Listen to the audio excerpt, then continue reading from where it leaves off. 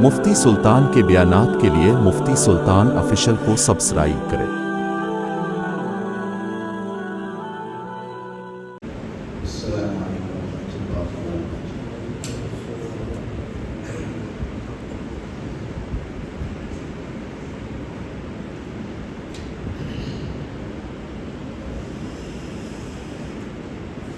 وبرکاتہ۔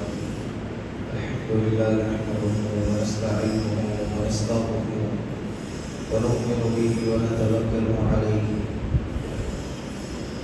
ونعوذ باللہ من شرور انفسنا ومن سیئات اعمالنا من يهده الله فلا مضل له ومن يضلل فلا هادي له ونشهد ان لا اله الا الله وحده لا شريك له ونشهد ان سيدنا وسندنا وحبيبنا ومولانا محمدا عبده ورسوله أما بعد فقد قال الله تبارك وتعالى في القرآن المجيد والفرقان الحميد أعوذ بالله من الشيطان الرجيم بسم الله الرحمن الرحيم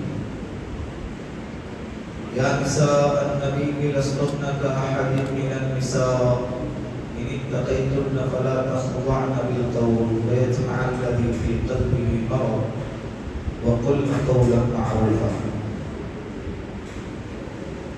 وجاء في الحديث وقال النبي صلى الله عليه وسلم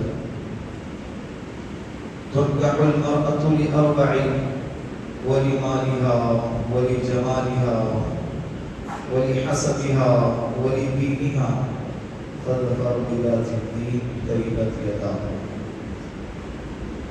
أو كما قال عليه الصلاة والسلام صدق الله المولانا العظيم وصدق رسوله النبي الكريم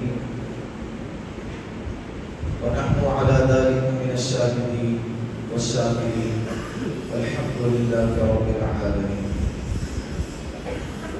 پیار محبت کے ساتھ ایک مرتبہ پیارے آقا جناب رسول اللہ صلی اللہ علیہ وسلم کے ذات اقدس پر درود پاک کا نذرانہ پیش کریں۔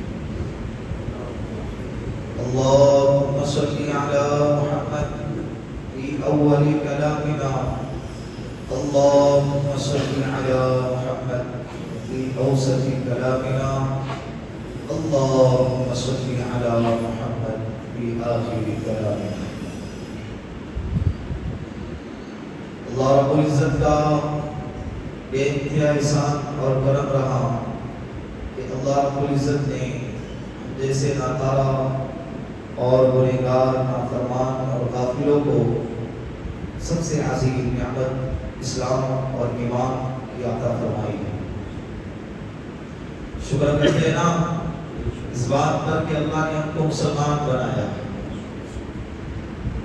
اور کئی جمعہ سے بلکہ 2 جمعہ سے ایک عنوان پر آپ حضرات کے سامنے گفتگو ہو رہی ہے، اسلام کی حفاظت کتنی ضروری ہے، مسلمانوں کو اس پر توجہ دینا کتنا ضروری ہے۔ گزشتہ جمعہ کو آپ کے سامنے چند عنوان آئے لیکن مجھے لگتا ہے کہ آخری عنوان یاد ہوگا سوائے اوپر کے 3 عنوان، ایک سے زیادہ نکاح۔ یہ عنوان چرچے کا سبب بھی بنا اور بحث کا موضوع بھی بنا، لیکن اس سے پہلے بھی 3 عنوان ذکر کیے گئے لیکن وہ کسی کو یاد نہیں ہوگا۔ تو آپ ایک مرتبہ میرے ساتھ میں دہرائیں کہ گزشتہ جمعہ کو 4 عنوان پر گفتگو ہو گئی۔ سب سے پہلا یہ عنوان کہ نکاح جلدی کرو، نکاح کیا کرو؟ جلدی کرو۔ دوسرے نمبر پر نکاح آسان کرو، نکاح کو آسان بناؤ، نکاح کو سستا بناؤ۔ اللہ کے رسول کی حدیث آپ کے سامنے بیان کی گئی، ان اعظم النکاح برکۃ ایسرہ مؤونہ، سب سے برکت والا، سب سے عظمت والا نکاح وہ ہے جس نکاح میں خرچہ کم ہو، سستا ہو، مسجد میں ہو. آج ہم زیادہ خرچہ کرنے کو کیا سمجھتے ہیں؟ فخر سمجھتے ہیں، عظمت سمجھتے ہیں. لیکن بات ہماری نہیں مانی جائے گی، اس لیے کہ نکاح کے بعد والی زندگی پر جو اثرات پڑتے ہیں وہ تو اللہ کے رسول صلی اللہ علیہ وسلم کے بتائی ہوئے باتوں کی وجہ سے ہی ہوگا نا. تیسرے نمبر پر جس کی وجہ سے امت مسلمہ میں اسلام کو چھوڑنے کا اور خاص طور پہ لڑکیوں کے ارتداد کا سلسلہ بڑھ رہا ہے اور دشمن طاقتوں کی امیدیں زیادہ بڑھ رہی ہیں، ان کی ہمتیں بڑھ رہی ہیں. ان وجوہات میں سے تیسری وجہ کیا ہے؟ بولو. جہیز کی لعنت. یہ معاشرے سے ختم کرنا ہوگا. یہ بہت بری چیز ہے. یہ کیا ہے؟ بہت بری چیز ہے. بیٹیاں گھروں میں عمر دراز ہو رہی ہے، سسکیاں لے رہی ہیں اور نوجوانوں کو کوس رہی ہے قوم کے کہ اے نوجوانوں کہاں گئی تمہاری غیرت کہ ہماری عمر 25 اور 26 27 سال کو ہو گئی لیکن تم ہمیں قبول کرنے کو تیار نہیں. تمہیں مال چاہیے، تمہیں گھوڑا چاہیے، گاڑی چاہیے، تمہیں پلنگ چاہیے، تمہیں جہیز چاہیے، تمہیں لاکھوں کا جوڑا چاہیے. ہمیں کوئی اور مفت میں دعوت دے رہا ہے، کوئی اور ہمارے لیے ہمدردی کا ہاتھ بڑھا رہا ہے. تمہاری غیرت کہاں چلی گئی؟ اور بیٹیاں ہماری قوم کی نوجوانوں کو دعائیں دے رہی ہیں. دعائیں نہیں، دعائیں. دل کی آہیں نکل رہی ہے ان کی. چوتھے نمبر پر ایک سے زیادہ نکاح. بعض لوگوں کو یہ ٹاپک تھوڑا اچھا بھی لگتا ہے سننے میں، فقط سننے میں. یہ بات آدھی ادھوری سن کر جو عمل کرے گا اس کا نقصان ہوگا. اللہ کے رسول صلی اللہ علیہ وسلم نے بھی، قرآن کریم نے بھی ایک سے زیادہ نکاح کی ترغیب دی ہے، بلکہ اللہ کے رسول نے کر کے بتایا ہے. لیکن اس کے حقوق ہیں، اس کے احکامات ہیں. ہمارے معاشرے کے اندر ایک کمزوری، ایک کمی یہ پائی جا رہی ہے کہ دوسرا نکاح اس وقت جائز ہے جب پہلی بیوی کو چھوڑ دیا جائے. پہلی بیوی میں کچھ خرابی ہو، اس میں کچھ پرابلم ہو، اس میں کچھ مسئلہ ہو، تب دوسرا نکاح کیا جائے. یا جب دوسرا نکاح کرتے ہیں پہلی کے ساتھ ظلم کرتے ہیں، پہلی پر ظلم کا معاملہ کیا جاتا ہے، ناانصافی کا معاملہ کیا جاتا ہے. اللہ کے رسول نے فرمایا دو بیویاں ہوں اگر بالی میں بھی ناانصافی کرے تو کل قیامت کی جہنم میں جائے گا. کہاں جائے گا؟ صرف مٹھائی کو دیکھ رہے، اس کے بعد ہونے والے جو شوگر ہے نا اس کو بھی دیکھنا ہے، اس کے احکامات. اگر آپ نے اللہ نے استطاعت دی ہے مال کے اعتبار سے، صحت کے اعتبار سے، حالات کے اعتبار سے، تو آپ کو چاہیے کہ کریں. اور آج سے 5-10 سال کے بعد امت کو اس پر آنا ہی پڑے گا. اس کے علاوہ اور کوئی چارہ نہیں باقی رہے گا. دوسرے ممالک تیزی سے اس معاملے پہ آ رہے ہیں اور یہ اس ٹاپک پہ بات کرنے والا میں تنہا نہیں ہوں. کئی ممالک کے کئی علماء کرام الحمدللہ اس بات پر گفتگو کرتے ہیں، کر رہے ہیں، بلکہ وہ عمل بھی کر رہے ہیں اور لوگوں کو کروا بھی رہے ہیں. اور یہ بات تمہاری اور ہماری جیب سے نہیں آ رہی ہے. یہ کہاں سے آ رہی ہے؟ ڈائریکٹ قرآن کریم سے آ رہی ہے. ہم کو بنانے والا اللہ ہے، وہ جانتا ہے ہمارے جذبات کو، وہ جانتا ہے ہمارے دلوں کے اندر کے خیالات کو، ہمارے خواہشات کو، ہماری ضروریات کو وہ جانتا ہے. جب اس نے اجازت دی ہے، تم میں ہم کون ہوتے ہیں اعتراض کرنے والے؟ لاکھوں کی تعداد میں لڑکیاں بغیر نکاح کے بیٹھی ہوئی ہیں، لاکھوں کی تعداد میں عورتیں مطلقہ طلاقوں کے گھروں پہ آ کے بیٹھی ہوئی ہیں، لاکھوں کی تعداد میں عورتوں کے شوہر دنیا سے چلے گئے، بیوہ ہو کے گھروں پہ بیٹھی ہوئی ہیں. کوئی ان کو قبول کرنے کے لیے تیار نہیں. طلاق کا لیبل لگا ہوا ہے، طلاق کا دھبا لگا ہوا ہے. ہمیں اسے پسند نہیں کرنا ہے، اس لیے ہو سکتا ہے اس میں کوئی فالٹ ہو. ضروری نہیں ہے نا کہ ہمیشہ عورت کے اندر ہی مسئلہ ہو. شوہر کا انتقال ہو گیا، 22 سال کی عمر ہے لڑکی کی اور اس کے شوہر کا انتقال ہو گیا. اس میں اس کا کیا قصور ہے کہ اس کے شوہر کا انتقال ہو گیا؟ ایکسیڈنٹ میں مر گیا یا کسی بیماری میں مر گیا، حادثے میں مر گیا. اب اس میں اس عورت کا کیا قصور ہے؟ بے وفی کا لیبل ایک لگ گیا اس کے ماتھے پر، اب اسے زندگی بھر کوئی قبول نہیں کرے گا. ماں باپ کے دوسرا نکاح کرنے کو تیار نہیں. نہیں میری بیٹی ہمارے پاس رہی. اور میاں بیوی کے آپس میں تھوڑی بڑی نوک جھوک ہوتی رہتی. حالات ہر گھر میں جو ہے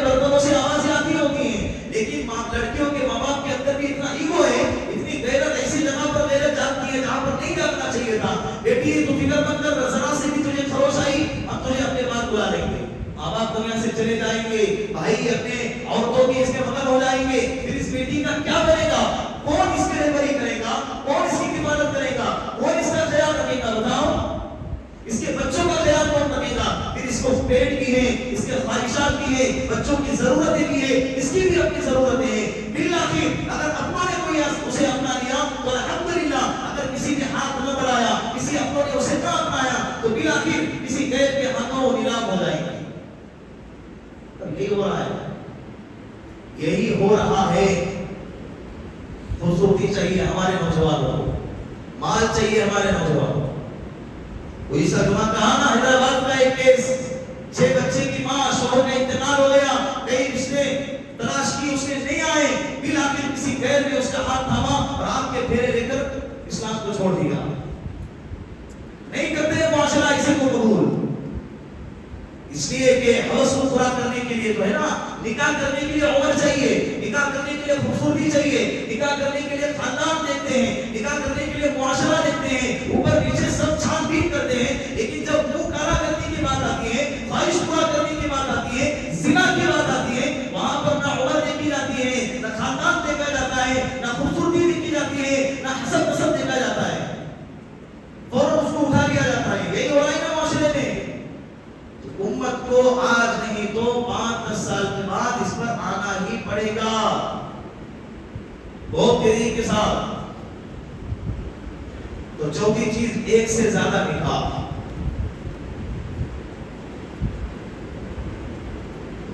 پانچویں چیز، اس کو اپنے ذہنوں میں بٹھا کے عمل میں لانے کی کوشش کرے۔ یہ نہیں کہ فقط بیان کو سن لیا، الحمدللہ واہ واہ ہو گئی، میری آپ کی بہت اچھا بیان، کانوں کی لذت ہو گئی، لیکن بعد میں جو زندگی پئی ہے جو پہلے تھی، اس سے جو ہے نا کامیابی حاصل نہیں ہوگی۔ اللہ کے رسول صلی اللہ علیہ وسلم نے فعال امت بنا کر گئے تھے۔ کیسی امت؟ فعال، جو بولا فوراً اس پر عمل ہو گیا، چاہے چاند کو مٹانے کی بات آئے مٹا دیا، مال کو لٹانے کی بات آئے لٹا دیا۔ اللہ کے رسول نے کہہ دیا سمعنا واطعنا، جس کی وجہ سے پورے دنیا کے اندر اسلام پھیل گیا۔ آج ہم فعال نہیں رہے، ہم فالج امت بن کے رہ گئے۔ کیا امت بن کے رہ گئے؟ فالج امت بن کے۔ اسی لیے جو سنتے ہیں ارادہ کریں کہ اس پر عمل کریں گے۔ تو 5ویں نمبر پر عورتوں کو جاب نہ کرائے۔ اگر گھر میں حالات نہیں ہیں، الحمدللہ چل رہا ہے، روٹی دو تکی کھا رہے ہیں، زندگی گزر رہی ہے، کرائے کے مکان میں زندگی بس رہی ہے، چھت اوپر سروں کے اوپر ہے، الحمدللہ اللہ کا شکر ادا کرے۔ خواہشات کو پورا کرنے کے لیے اور بینک بیلنس بڑھانے کے لیے اور ایک سے زیادہ پراپرٹی کھڑی کرنے کے لیے اپنی عورتوں کو بھی جاب پہ لگاتے ہیں، کاروبار پہ لگاتے ہیں، جس کی وجہ سے فتنے گھروں کے اندر آتے ہیں، جس کی وجہ سے فتنے جنم لیتے ہیں اور عورتیں فتنوں میں مبتلا ہوتی ہیں۔ اور کیوں نہ فتنے میں مبتلا ہوں؟ جب ہم کسی کے ساتھ 4-5 گھنٹے کا سفر کرتے ہیں، ٹرینوں میں، بسوں کے اندر ساتھ میں بیٹھتے ہیں، ایک دوسرے سے اپنی فیلنگ شیئر کرتے ہیں اور اپنے گھروں کے معاملات ایک دوسرے سے شیئر کرتے ہیں۔ جب ایک عورت کسی کے ساتھ 5 سال 6 سال 7 سال جاب کرے گی، اٹھنا بیٹھنا ساتھ میں ہو، 8-8 گھنٹے ایک ساتھ گزارے گی اور لنچ کے وقت میں کھانا بھی ساتھ میں کھائے گی اور گھومنے پھرنے اور پروگراموں کے وقت میں ساتھ میں اٹھے گی بیٹھے گی، تو بولو دلوں کے حال اس کے سامنے بیان نہیں ہوں گے، اپنے دل کی فیلنگ اس کے سامنے شیئر نہیں کرے گی، اور ایک ساتھ میں رہنے کی وجہ سے ایک دوسرے کے ساتھ اٹیچمنٹ نہیں آئے گا، پھر جذبات ایک دوسرے کے ساتھ شیئر نہیں کرے گی، پھر بالآخر ایک دوسرے کے ساتھ وہ گناہ کی طرف مائل ہوگی اور اس کا وبال اس کے شوہر کو ہوگا۔ اس کو ہوگا۔ ضروری ہے آج کے حالات یہ کہتے ہیں۔ ہاں اگر مردوں کا ڈپارٹمنٹ الگ ہے، عورتوں کا الگ ہے، پردے کا اہتمام ہو رہا ہے، اور جس کو مان لو جس کے ساتھ واسطہ ہو رہا ہے وہ بھی لیڈیز ہے، ایسا اگر کام ہے اور گھر میں اگر حالات ہے تو وہ مسئلہ الگ ہے، شریعت اس کی اجازت دیتی ہے۔ لیکن اس کے علاوہ مردوں کے ساتھ غیر محرم کے ساتھ مخالطت ہو رہی ہے، ملاقات ہو رہی ہے اور خلط ملط ہو رہی ہے، جوائنٹ کے ساتھ غیر محرم کے ساتھ اگر جاب کرنا پڑتی ہے تو ایسی جگہ پہ عورتوں کو جاب کرنا حرام ہے۔ گھروں پر بیٹھے بیٹھے بہت سارے کام کر سکتی ہے، سوچیں دائیں بائیں لوگوں سے مشورہ کریں۔ اللہ کے رسول صلی اللہ علیہ وسلم کی بیویاں ہیں، کون ہے؟ اللہ کے رسول صلی اللہ علیہ وسلم کی بیویاں ہیں. قرآن اتر رہا ہے یا نساء النبی لستن کاحد من النساء ان اتقیتن فلا تخضعن بالقول. اللہ کیا کہہ رہے اللہ نبی کی بیویوں سے؟ اے نبی کی بیویوں تم دوسرے عورتوں کی طرح نہیں ہو. تم اپنے گھروں کے اندر جب رہو اور تمہارے گھر کے دہلیز پر اگر کوئی غیر محرم آ جائے فلا تخضعن بالقول، اپنے الفاظ کو نرم نہ کرنا، اپنے لہجے کے اندر سختی پیدا کرنا. اس لیے کہ جو سامنے آنے والا ہے چاہے ابو بکر صدیق ہو، چاہے عمر فاروق ہو، چاہے عثمان غنی ہو، چاہے علی ہو رضی اللہ عنہ اجمعین، کوئی بھی ہو، آنے والا کوئی بھی ہو، تمہیں اپنے لہجے کو نرم نہیں کرنا ہے، اپنے لہجے میں سختی پیدا کرنا ہے. اس لیے کہ ہو سکتا ہے جو تمہاری آواز کو سنے گا اس کے دل کے اندر بیماری ہوگی اور وہ تمہاری تباہ کرے گا، تمہاری لالچ کرے گا، تمہارے بارے میں خیالات میں جو ہے گناہ پیدا کرے گا. اسی لیے تمہیں چاہیے کہ اپنے الفاظ میں سختی پیدا کریں. آپ سوچیں کہ اس امت کے اندر آج کہ اللہ کے رسول کی بیویوں سے زیادہ پاکیزہ کوئی مائیں ہیں، کوئی بیویاں ہیں، کوئی بیٹیاں ہیں، کوئی بہنیں ہیں، کوئی عورت ہے جو اللہ کے رسول سے بیویوں سے زیادہ پاکیزہ ہے، ان سے زیادہ تقوی والی ہے. کہنے کا مطلب یہ رہا کہ تم میں سب سے زیادہ تقوی ہے. اس کے باوجود تمہیں چاہیے کہ اپنے لہجے کو نرم نہ کرے، اپنے لہجے کو سخت کرے اور اونچی آواز میں بات کرے. ہوتا ہے نا عورت کی آواز سن کے انسان پگھل جاتا ہے، پھر اس آواز کا دیوانہ بن جاتا ہے. اسی لیے عورت کی آواز کا بھی پردہ ہے. عورت کی آواز کا بھی کیا ہے؟ لوگ کہتے ہیں او دیکھو مولوی صاحب کب کی باتیں کر رہے ہیں، تقیہ کشی باتیں کر رہے ہیں، پرانی زمانات کی باتیں کر رہے ہیں. ارے زمانہ تو بہت دور نکل گیا ہے. بھائی تمہیں جہاں جانا ہے چلے جائے، ہم شریعت کو نہیں چھوڑ سکتے. جسے جہاں جانا ہے وہاں چلے جائے. ہم اللہ کے رسول کی تعلیمات کو نہیں چھوڑ سکتے، قرآن کو نہیں چھوڑ سکتے، اللہ کے رسول کی زندگی کو نہیں چھوڑ سکتے. اس کا سودا ہم ہرگز نہیں کریں گے انشاءاللہ. بولو انشاءاللہ. کتنی چیزیں ہو گئی؟ 5 چیزیں ہو گئی. چھٹی چیز اپنے بنیادی ادارے قائم کرو. اسکول اور کالج مسلمانوں کے قائم ہونا آج کے زمانے میں بے حد ضروری ہے. حضرت مولانا ابو الحسن علی میاں ندوی رحمۃ اللہ علیہ کے پاس ایک شخص آیا اور کہنے لگا حضرت صدقہ جاریہ کرنا چاہتا ہوں، کیا کروں؟ مجھے کچھ بتائیے، مال بہت ہے. حضرت نے کہا کہ میں پیور مدرسے کا آدمی ہوں، خالی سطح مدرسہ چلانے والا، مدرسے میں پڑھانے والا آدمی ہوں. چاہتا تو یہ رائے بھی دے سکتا تھا کہ مدرسہ قائم کرو، مسجد بناؤ، مسجد میں یہ چیزیں ضرورتیں ہیں، مدرسوں کے اندر اتنی چیزوں کی ضرورت ہے، یہ قائم کرو. لیکن میں تمہیں یہ رائے نہیں دوں گا. آج کے زمانے کی جو سب سے بڑی ضرورت، سب سے بڑی اہمیت کی چیز ہے وہ یہ ہے کہ امت مسلمہ کے لیے اسکول قائم کرو. کیا قائم کرو؟ فتنے یہی سے جنم لے رہے ہیں.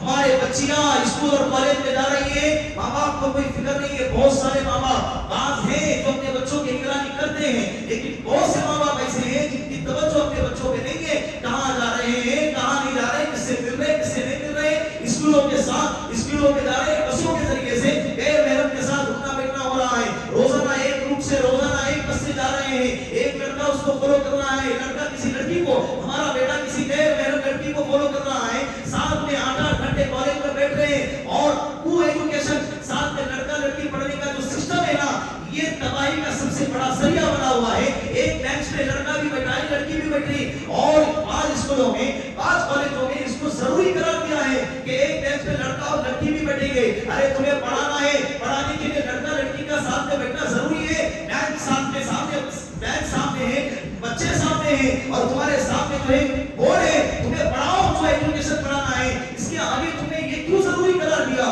یہ یہودی ذہنیت ہے، یہ عیسائی ذہنیت ہے، یہ مغربی تہذیب کا کلچر ہے جو امت مسلمہ کو تباہ کرنے کے لیے یہ سسٹم لگایا گیا ہے. یہ نہیں بتائیں گے کہ صرف مسلمانوں کے لیے ہے، یہ بتائیں گے کہ یہ سب کے لیے ہے، لیکن ان کا ٹارگیٹ، ان کا نشانہ کون ہے؟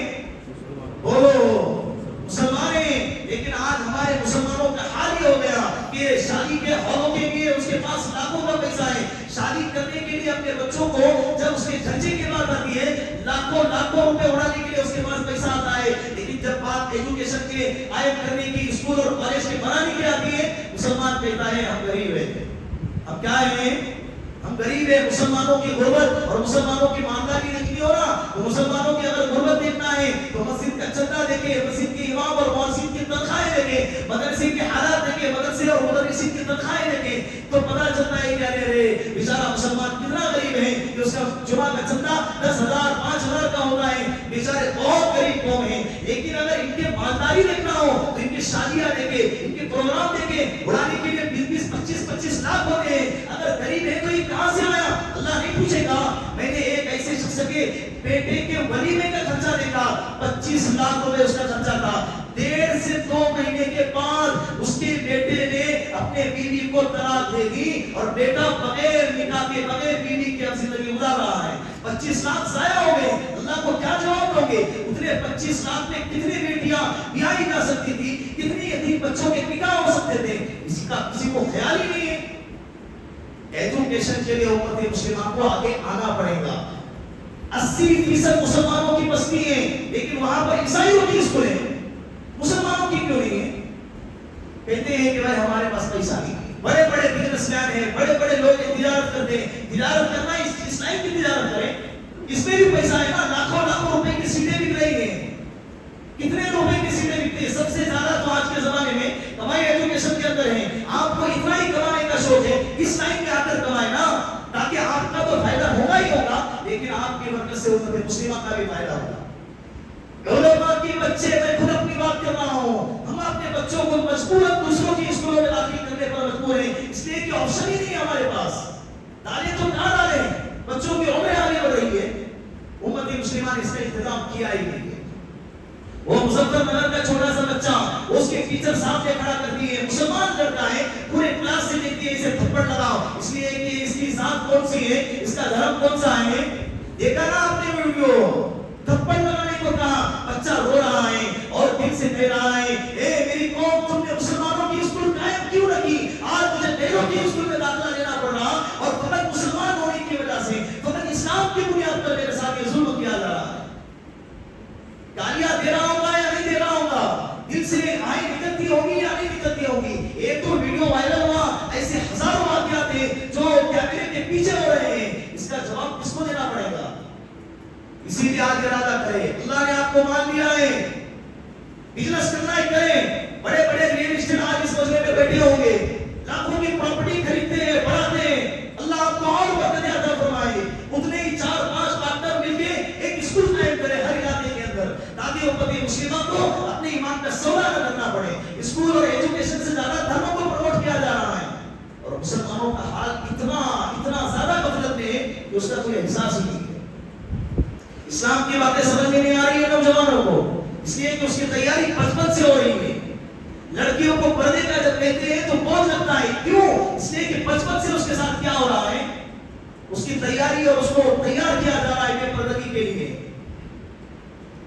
پھر چھوٹے چھوٹے بچوں کہتے ہیں بچی تو ہے، 8 سال کی بچی ہے، اس کو کیا پردے کا کرنا؟ ہم 8 سال کے بچی کو پردے کا نہیں کہتے ہیں، 8 سال کے بچوں کو اچھا لباس پہنانے کو کہتے ہیں، پورا لباس پہنانے کو کہتے ہیں۔ ہاف لباس پہنا کر باہر نکلتی ہے، کھلے کھلے بال نکال کر، کھلے کھلے بال چھوڑ کر باہر نکلتی ہے، پھر حوث کے پجاری باہر جو پھرتے ہیں ان کی نظریں اس پر جب گرتی ہیں۔ دیکھا نا کشمیر میں کیا ہوا، ہاتھرس میں کیا ہوا، 7 دنوں تک 3 درندے ایک چھوٹی سی بچی پر ظلم کرتے رہے، اس کا ریپ کرتے رہے اور اس کو اپنا حوث کا شکار بناتے رہے۔ اس کے بعد اس نے جان توڑ دی، اس بچی پر کیا گزری ہوگی؟ باپ صرف ڈانٹتا ہے، بچی کا کلیجہ ہل جاتا ہے۔ 3 درندے 7 دن تک بچی کے ساتھ ریپ کرتے رہے، اس کو کون پوچھے گا؟ یہ انصاف کون دلائے گا؟ ہمیں ہی دلانا پڑے گا نا، معاشرے کو بدلنا پڑے گا، مسلمانوں کو آج جو ہے بدلنا پڑے گا، حالات کے مطابق بیدار ہونا پڑے گا۔ لیکن افسوس کی بات ہے کہ مسلمان بیدار ہونے کو تیار ہی نہیں ہے، چھوٹے چھوٹے کپڑے پہنائے جاتے ہیں۔ اسکولوں کا نظام کریں گے انشاءاللہ، بولو ہم اپنے علاقوں کے اندر اسکول قائم کریں گے، کوئی بڑی بات نہیں ہے۔ ارے اگروال کی اسکول ہے تو شیخ اور پٹھان اور سید اور باغبان کی اسکول کیوں نہیں ہے؟ کیا ہمارے لوگوں میں مالدار کم ہیں؟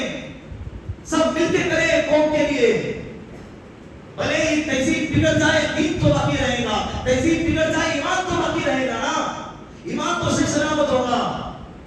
اسکول کا نظام ایسے قائم کریں کہ لڑکیوں کے آنے کا دروازہ الگ ہو، لڑکوں کے آنے کا دروازہ الگ ہو، لڑکیوں کی کلاسیں الگ ہو، لڑکوں کی کلاسیں الگ ہو، لڑکیوں کو پڑھانے والی ٹیچر لیڈیز ہوں گی اور لڑکوں کو پڑھانے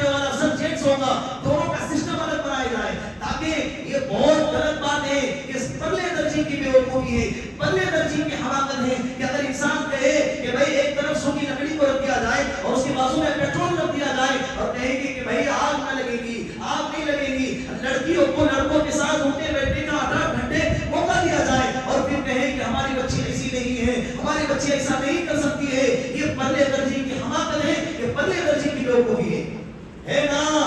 بولو، اس لیے کہ اللہ کے رسول نے فرمایا وہ انسان ہی نہیں جو کسی سے محبت کرے اور اسے محبت نہ کی جائے، یہ انسان کے نیچر میں ہے، انسان کے فطرت میں ہے۔ اگر اس کو حلال طریقہ، حلال راستہ محبت کا نہ دیا گیا تو بالآخر وہ حرام راستہ تلاش کرے گی۔ شاید کہتا ہے نا، دل بحر محبت ہے، محبت ہی کرے گا، لاکھ اس کو روکو کسی پر تو مرے گا، پتھر سے ہو یا خدا سے یا کسی اور سے، آتا نہیں ہے چین محبت کے بغیر۔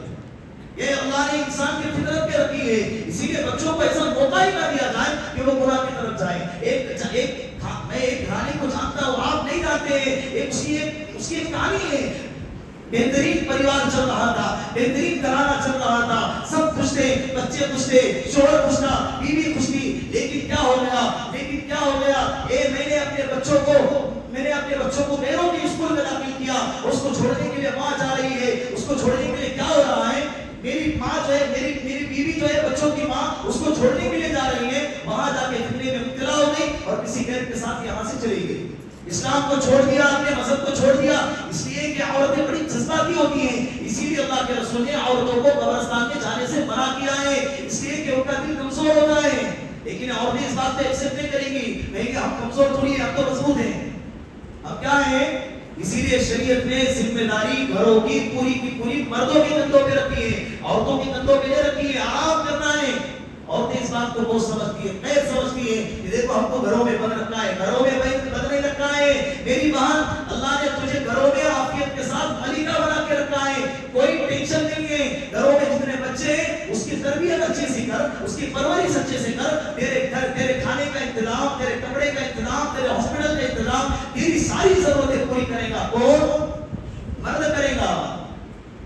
اور اسکولوں کے اندر پڑھنے والی لڑکیوں سے کہتا ہوں، ارے بچپن سے لے کر جوان ہونے تک تمہارے ماں باپ نے تمہارے ساتھ کیا کچھ نہیں کیا ہے، لڑکا ہو یا لڑکی، صرف لڑکیوں کو خطاب نہیں ہے، یہ جو نوجوان عملہ بیٹھا ہوا ہے نا، انہی سے بھی خطاب ہو رہا ہے کہ بچپن سے لے کر جوان ہونے تک ماں باپ نے کیا کچھ نہیں کیا ہے تمہارے بڑے ہونے کے لیے، اپنے پرانے کپڑے پہنے ہیں لیکن عید کے موقع پہ تمہیں نئے کپڑے پہنائے ہیں، اسکول کے سارے ضرورتیں تمہاری پوری کی ہیں، جب تم اسکول میں جاتے تھے آنے تک باہیں پھیلا کر اور انتظار کی ٹکٹکیاں نگاہ سے بیٹھتے تھے، انتظار کرتے تھے کہ میرا بچہ آئے گا، میری بچی آئے گی، پھر جب وہی بچہ جوان ہوتا ہے، وہی بچی جوان ہوتی ہے، پیر کے ہاتھ میں آگ پٹکنا ہوتا ہے، محبت کے سلسلے شروع ہوتے ہیں، وہی لڑکی پولیس اسٹیشن میں جا کر رپورٹ درج کراتی ہے کہ مجھے میرے باپ سے خطرہ ہے، مجھے میری ماں سے خطرہ ہے، مجھے میرے بھائی سے خطرہ ہے۔ سوچو یہ جملہ جب باپ سنتا ہوگا کہ میری بیٹی کو مجھ سے خطرہ ہے، اس کی دل میں کیا گزرتی ہوگی، اس کو پورا بچپنا اس کا یاد آتا ہوگا، کندھوں پہ بٹھا کے کھلاتا تھا، اس کی ضرورتیں پوری کرتا تھا، قرض لے کر اس کی ضرورتوں کو، خواہشوں کو پورا کیا، اور آج یہی بیٹی کہتی ہے کہ مجھے میرے باپ سے ایسے رپورٹیں آئی ہیں، میں کوئی افسانی باتیں نہیں کر رہا ہوں، میں کوئی دیوانہ باتیں نہیں کر رہا ہوں، جنون میں بک رہا ہوں، کیا کیا وہی تو سمجھے زباں میری، میں آپ کو حالات کا آئینہ دکھا رہا ہوں، لیکن اس کے باوجود اگر آپ نہیں سمجھ سکتے تو آپ کا اللہ ہی بھلا کرے۔ اس کے بعد اپنے مسجدوں کے، مدرسوں کے، دینی اداروں کے دروازے عورتوں کے لیے، لڑکیوں کے لیے آج کے دور میں کھولنا بے حد ضروری ہے۔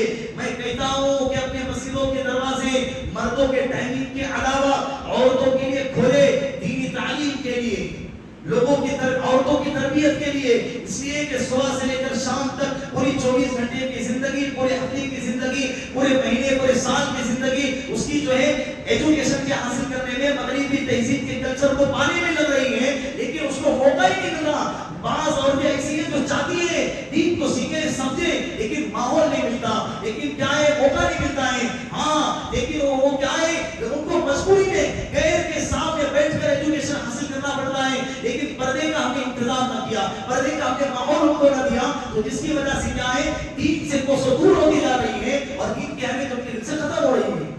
تو بڑا مجمع ہے، اپنے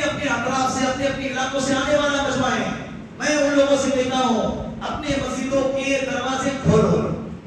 اگر ہم نہیں کھولیں گے غیر تو بھائی پھیلا کر بیٹھا ہوا ہے. غیر تو کیا ہے؟ بھائی پھیلا کر بیٹھا ہوا ہے. ایسے کیسز بھی آئے کہ ٹیچر اور اسٹوڈنٹ کے ساتھ میں پیار محبت کے قصے آئے اور اڑا کر لے گئے. اور اڑا کر کیا ہو گئے؟ ہمیں اس کا احساس نہیں ہے, ہمیں توجہ نہیں ہے اپنے بچوں کی طرف. حضرت امام بایزید بستامی رحمۃ اللہ علیہ سے نے سوال کیا کہ حضرت کیا میں اپنی لڑکی کو کسی عالم کے پاس قرآن سیکھنے کے لیے بھیج سکتا ہوں؟ حضرت نے جواب دیا کہ اگر پڑھانے والا حسن بصری ہو, پڑھنے والی رابعہ بصریہ ہو, اور جو کتاب پڑھی جا رہی ہے وہ کتاب اللہ ہو, اور جس جگہ پر پڑھایا جا رہا ہے وہ کعبۃ اللہ کے سامنے پڑھایا جا رہا ہو, پھر بھی میں کہتا ہوں کہ باپ نے اپنے بچی کو شیطان کے حوالے کیا ہے. پڑھانے والا حسن بصری ولیوں کا سردار, چاروں سلسلے وہاں پر جا کر پہنچتے ہیں. وہ پڑھانے والا اور پڑھنے والی رابعہ بصریہ ہے, اور جو پڑھا جا رہا ہے وہ کیا ہے؟ بولو, کتاب اللہ ہے. اور کہاں پڑھایا جا رہا ہے؟ کعبۃ اللہ کے سامنے پڑھایا جا رہا ہے. پھر بھی کہتے ہیں کہ شیطان انہیں فتنے میں مبتلا کرے گا, پھر بھی یہاں پہ جھگڑا ہے. تو سوچو ہماری بچیاں کہاں جا کے ایجوکیشن حاصل کر رہی ہے. وہاں فتنے کا اندیشہ نہیں ہے, وہاں خطرہ نہیں ہے ایمان کے ختم ہونے کا. یہاں پر ہماری بچی بہت اچھی, واقعتاً بہت اچھی. اللہ آپ کے بچی کو اچھا ہی رکھے. توجہ نہیں دی جا رہی ہے اپنے بچوں پر. پھر جو واقعات آ رہی ہے کس کے آ رہے ہیں؟ 2017, 18, 19 کے اندر پورے ملک کے اندر 1.5 لاکھ لڑکیوں نے اسلام کو چھوڑ کر مرتد ہو گئی اور غیروں کے ہاتھوں چلی گئی. یہ 3 سال کا لاک ڈاؤن سے پہلے کا آتا ہے. ابھی تو یہ معاملہ بہت زیادہ طول پکڑا ہوا ہے, تیزی کے ساتھ آگے بڑھ رہا ہے. آپ کو بڑی حیرانگی ہو رہی ہے. اگر آپ نے کچھ نہ کیا تو آپ کو حیران ہونے کا کوئی حق نہیں ہے, آپ کو پچھتانے کا کوئی حق نہیں ہے, آپ کو افسوس کرنے کا بھی کوئی حق نہیں ہے. اگر آپ کو آگے بڑھ کر کچھ کرنے کا ارادہ نہیں ہے, آج بھی اگر آپ نے کچھ نہ کیا تو آپ جو ہے اپنی اولاد کو آگے چل کے مسجدوں میں نہیں مندروں میں دیکھیں گے. آپ کی اولادوں کو آپ کی آنے والی نسلیں قبرستانوں میں دفن نہیں ہوں گی, شمشانوں میں خاک ہو جائیں گی. اور زمانہ بڑی تیزی کے ساتھ اسی طرف جا رہا ہے. مسلمانوں تھوڑا تو سمجھو, تھوڑا تو سمجھو, ابھی بیدار ہو جاؤ. گواہ کے وقت بیداری کا, گواہ کے وقت بیداری کا, تو بیداری سے کیا حاصل؟ گواہ کے وقت بیداری کا تو بیداری سے کیا حاصل؟ جسے بھی بیدار ہونا ہو وہ ابھی بیدار ہو جائے. اپنے گھروں پہ توجہ دو, اپنے ماحول پر توجہ دو. گھروں کے اندر دینی تعلیم, دینی کتاب کی تعلیم کا انتظام کرو. موبائل کے لیے تھوڑی دیر کے لیے دفنا دو موبائل کو. اس فتنے نے باپ کو برباد کیا, ماں کو برباد کیا, بچوں کو برباد کیا. پورے گھر کے بربادی کے 90% کیسز موبائل کی وجہ سے آ رہے ہیں. جب گھر میں داخل ہو جائے اللہ کے واسطے تھوڑی دیر کے لیے موبائل رکھ دو. دیکھیں بیٹا, صبح سے لے کر شام تک کی کارگزاری سنا مجھے کیا ہوا. بیٹی مجھے بتا آج تجھے کس نے ستایا, تجھے آج کس نے پریشان کیا, آج تیرے ساتھ کیا گزری. بیٹی کی باپ جو باپ کے پاس ٹائم نہیں ہے بیٹی کے جذبات کو سننے کے لیے, پھر وہ کیا کریں گی, اندر ہی سسکیں گی, اندر ہی اس کا لاوا بن کے پھوٹے گا. پھر یہ اپنا دکھ درد کسی اور کے سامنے سنائے گا. پھر وہ جھوٹ موٹ کا ہمدردی کا حال بڑھائے گا اور اس کے عزت کے ساتھ کھلواڑ کرے گا. اس کی وجہ باپ بنے گا. باپ کو ٹائم نہیں ہے بیٹیوں کو دینے کے لیے. تو تھوڑا سا وقت اپنے گھروں میں دینی تعلیم کے لیے دینی تعلیم شروع کریں. اپنے پوری فیملی کو اکٹھا کریں. بیوی سے کہیں آجا بیگم, بچوں سے کہیں آجا میرے بچوں, میں آج تمہارے سامنے ایک کتاب کی تعلیم کر رہا ہوں. سنیں گے, ہو سکتا ہے کئی بات دل میں اتر جائے اور ہدایت کا ذریعہ بن جائے, اللہ کا خوف آ جائے. بچوں کو کپڑا لتا بینک بیلنس دینے سے بہتر ہے کہ بچوں کے دلوں میں اللہ کا خوف بٹھائیں. تم مر جائیں گے, اللہ کی قسم کھا کے کہتا ہوں, تنہائیوں کے اندر بھی اپنے آپ کو گناہوں سے بچائیں گے. اس لیے کہ آپ نے اس کو جو طاقت دے کر گئے ہیں وہ طاقت اللہ کا خوف ہے, اللہ کا ڈر ہے. تو آج ارادہ کرے ان باتوں پر انشاءاللہ ہم سب مل کر عمل کریں گے نا انشاءاللہ. ایک ساتھ پڑھیں اللہم لک الحمد علی, بولو زور سے بولو, اللہم لک الحمد علی نعمت الاسلام, اللہم لک الحمد علی نعمت القرآن, اللہم لک الحمد علی نعمت الحبیب علیہ الصلاۃ والسلام. اللہ رب فرمائی.